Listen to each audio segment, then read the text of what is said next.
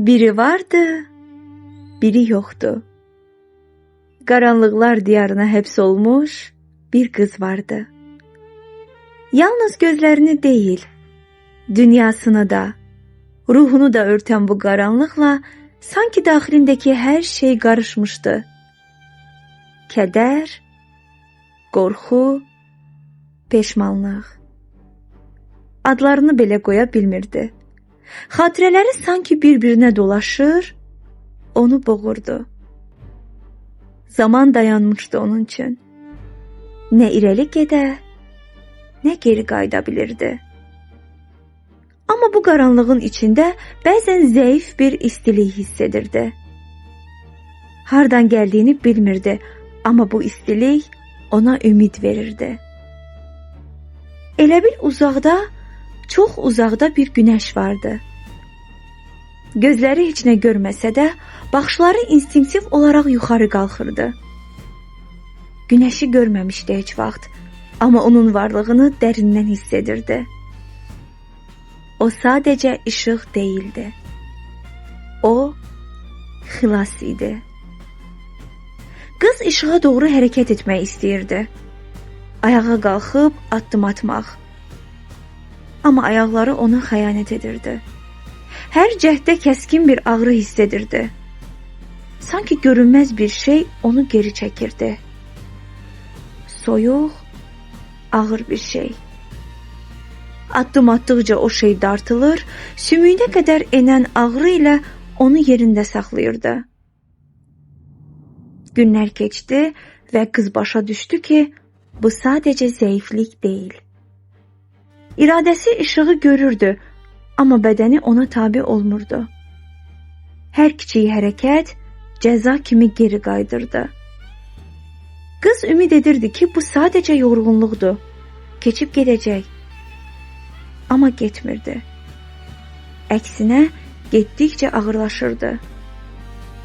Kitab oxuya bilmirdi artıq. Xəyala dala bilmirdi. Hər şey boğulurdu qaranlıqda. Bir gün içindəki o zəif istilik qəfildən alova çevrildi. Bu son deyil, deyə pıçıldadı. Bütün gücünü toplayıb ayağa qalxdı. Gözlərini uzaqdakı günəşə dikib qətiyyətlə irəli addım atdı. Bir anlıq bacardı. Ona elə gəldi ki, qaranlıq yarıldı. Hava təmiz idi, azadlığı hiss edir, ürəyi şiddətlə döyünürdü. Amma bu çox çəkmədi.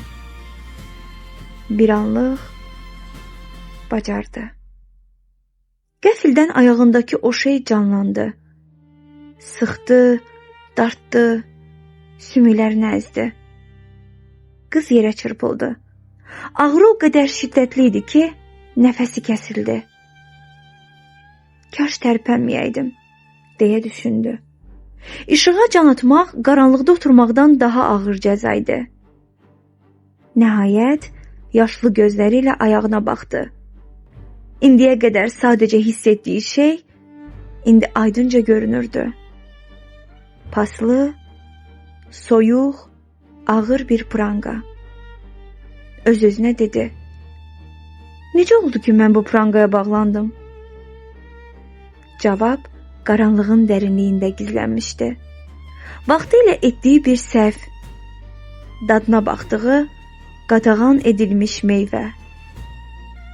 Həmin günah üzündən özünü zəncirləmişdi. İndi başa düşürdü. Azad olmaq üçün sadəcə qaçmaq kifayət deyil. Öz səhvləri ilə üzləşməli, onları qəbul etməli, özünü bağışlamalı idi. Pranganı qırmaq üçün əvvəl onu yaradan səbəbləri məhv etməli idi. Yoxsa ömrü boyu bu soyuq qaranlıqda oturub başqalarının işığına həsədlə baxacaqdı. Qızın içində hələ də o zəif istilik vardı. Bəlkə bir gün o günəşə çatmaq üçün doğru addımı atacaqdı.